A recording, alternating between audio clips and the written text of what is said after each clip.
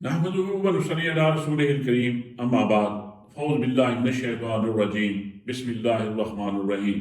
معزز ناظرین، السلام علیکم ورحمۃ اللہ وبرکاتہ۔ میں ہوں میاں محمد اکرم، آپ کی خدمت میں حاضر۔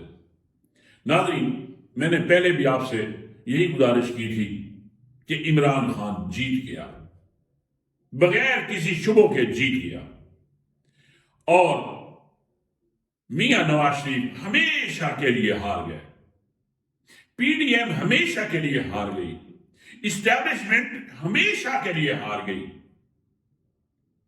ان کی خواہش یہ ہے کہ ہم عمران خان کی جیسی ایکٹنگ کر کے عمران خان کی پاپولیرٹی کو ہم ہائی جیک کر لیں، عمران خان کی طرح ہم پاپولر ہو جائیں۔ لیکن ان کے لیے میرا ایک مشورہ ہے۔ پہلے میں آپ کی خدمت میں ایک کہانی گوش گزار کرنے لگا ہوں کہ ایک جنگل میں ایک گدھا تھا اور یہی سوچتا رہتا تھا کہ کاش شیر کی طرح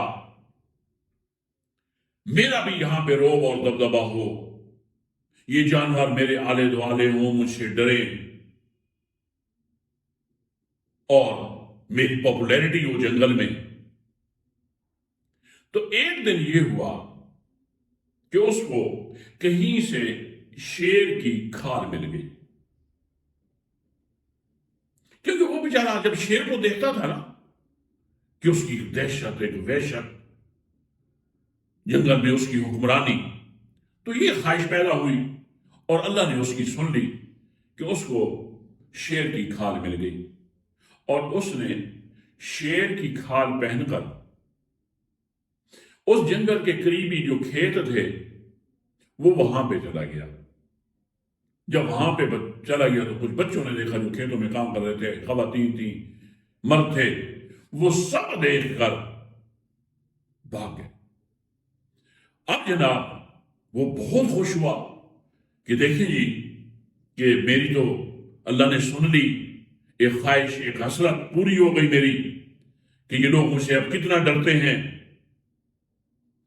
اب جناب وہ جگہ ویران ہو گئی، اب وہ وہاں پہ لوگ کھیتوں میں کام کرنے والے وہ وہاں پہ آتے رہے، اور یہ مرضی سے ان کے کھیتوں سے جو گھاس تھا وہ چرتا اور اس کی صحت بھی بنتی گئی اور بڑا موٹا تازہ ہو گیا، اور خوش بھی ہے کہ دیکھیں جناب میں نے کیا کردار ادا کیا ہے، میں کتنا سیانہ ہوں، میں کتنا انٹیلیجنٹ ہوں۔ لوگ مجھے خام خواہ احمق کہتے تھے، میرے خوف کی وجہ سے یا میری اس ٹرک کی وجہ سے دیکھیں سارے لوگ مجھ سے ڈرتے ہیں، اب میں اس علاقے کا بادشاہ ہوں، مجھ سے کوئی پوچھنے والا نہیں ہے۔ تو ایک دن یہ ہوا کہ لوگ بیچارے آتے تھے دور دور سے، دیکھ کے اس کو بیچارے رفو چکر ہو جاتے تھے۔ تو ایک گاؤں کا آدمی پہلی دفعہ اس سائڈ پہ آیا تو بائی چانس وہاں پہ جو ایک حقیقی شیر تھا وہ بھی وہاں سے گزرا۔ جیسے ہی گدھے نے اس کو دیکھا، خوف کے مارے جناب جیسے پھدکتے ہیں نا، پھدکنے کے ساتھ ساتھ اس نے ڈھینچو ڈھینچو شروع کر دی۔ اس گاؤں کے آدمی نے سن لیا کہ بھائی یہ تو کس طرح کا شیر ہے کہ یہ ڈھینچو ڈھینچو گدھے کی طرح آواز نکال رہا ہے۔ اس نے جناب باقی گاؤں والوں کو بلایا، ان کو بلایا، جب انہوں نے قریب آ کر اس کو دیکھا تو وہ اس کے پاؤں سے نیچے سے پتہ چل رہا تھا کہ یہ تو گدھا ہے۔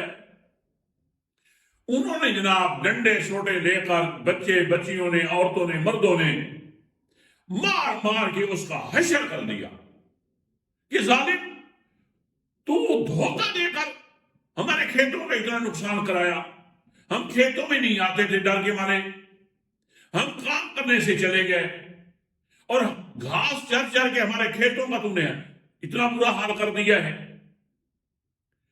تو میاں نواز شریف صاحب سے یہ گزارش یہ ہے کہ یہ جو خواہش ہے ان کی کہ کرتوت ہمارے وہی کرپشن کے بے تاج بادشاہ، کردار ہمارا ہونا چاہیے لیکن ہم باہر سے دکھیں عمران خان کی طرح۔ میاں صاحب یہ آپ کی حماقت ہے۔ ہاں خواہش رکھنا یا خواہش کا پیدا ہو جانا یہ کوئی بری بات نہیں ہے.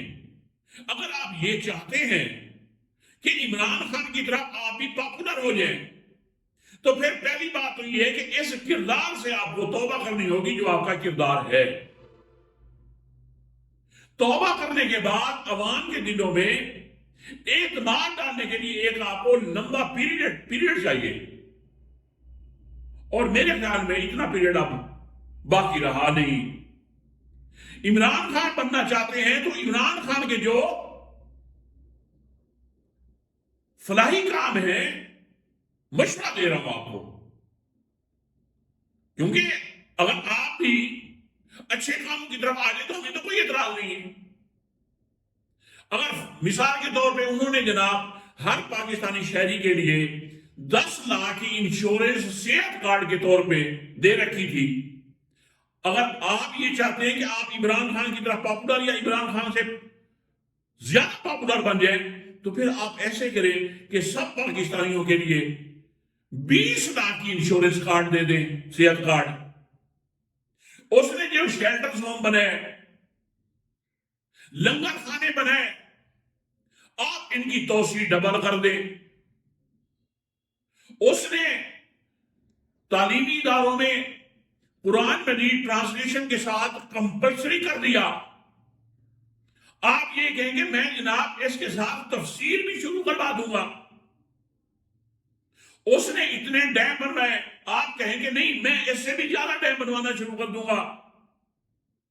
اس نے کہا کہ میں اپنی عوام کو، اپنی قوم کو کسی غیر کے آگے اللہ کے سوا جھکنے نہیں دوں گا، نہ خود جھکوں گا. آپ بھی اس کا یہ جو بیانیہ ہے اس کو آپ بھی بڑھ چڑھ کر بیان شروع کر دیں اور حقیقت میں کر دیں. ناموس رسالت کے لیے یا امت مسلمہ کے لیے جو عمران خان آواز اٹھاتا ہے آپ بھی وہ اٹھانا شروع کر دیں. آپ بھی اس طرح کے جو اس نے منصوبے بنائے تھے، القادر ٹرسٹ اس نے یونیورسٹی بنائی جہاں پہ شریعت کوڈ کے حوالے سے شریعت لا بھی ہے، صوفیزم بھی ہے، اور ایک لیٹسٹ ٹیکنالوجی کے ذریعے جو ایک جدت ہے ایجوکیشن میں وہ اس نے وہاں پہ اس کی بنیاد رکھی. آپ بھی اس طرح کے ادارے بنانا شروع کر دیں. اس نے کینسر ہاسپٹل، یعنی کہ عوام کے لیے وہ بھکاری بن گیا. آپ بھی بن جائیں، آپ بھی اس طرح کے ادارے شروع کر دیں. لیکن آپ بھیک مانگتے ہیں عوام کے لیے، لیکن وہ بھیک ہوتی آپ کی اساتذات کے لیے ہے. اگر میاں صاحب آپ یہ چاہتے ہیں، ہمیں کوئی اعتراض نہیں ہے، آپ اس طرح کے کمپٹیشن میں ہیں. میں یقین کے ساتھ دیکھتا ہوں کہ اللہ بھی لوگوں کے دل موڑ دے گا آپ کی طرف، لیکن آپ ایسا نہیں کریں گے. آپ اس گدھے کی طرح ضدی ہیں کہ اندر سے رہے بھی گدھے اور باہر سے دکھے بھی شیر. یہ پاسبلٹیز نہیں ہے. میاں صاحب اب یہ بات نہیں چلے گی، اب یہ آپ کا چورن بکنے والا نہیں ہے. آپ ایسا کریں کہ یہ جو سوشل میڈیا اس وقت جو آپ لوگوں کے لیے عذاب بنا ہوا ہے، آپ ان کے خلاف کریک ڈاؤن شروع کر رہے ہیں، تو کیا پھر یہ تو پھر ایک احمق کا خواب تو ہو سکتا ہے، حقیقت سے اس کا کوئی تعلق نہیں ہے. تو ناظرین یہی ایک ان کے لیے گزارش تھی کہ اب اس وقت جو پاور میں ہے وہ سوشل میڈیا ہے، اب کوئی چیز چھپانے سے چھپ نہیں پائے گی. تو ناظرین میری دعا ہے، بلکہ ہم سب دعا کریں کہ خیر کے کاموں میں ہم ایک دوسرے سے سبقت لے جانے کی کوشش کریں.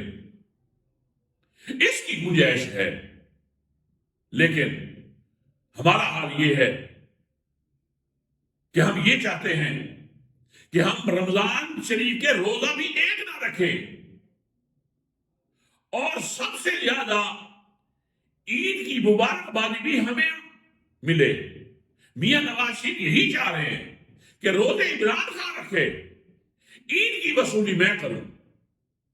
میاں صاحب اب یہ ممکن نہیں ہے۔ بس برکیف میری ایک بندہ ناچی سے یہی دعا ہے کہ اللہ تعالیٰ ہم سب کو ہدایت دے، ہم سب کو اللہ حق سمجھنے کی اور اس کے اوپر عمل کرنے کی اللہ ہمیں توفیق دے۔ تو ناظرین، اسی کے ساتھ ہی میں آپ سے اجازت چاہوں گا۔ السلام علیکم ورحمۃ اللہ وبرکاتہ۔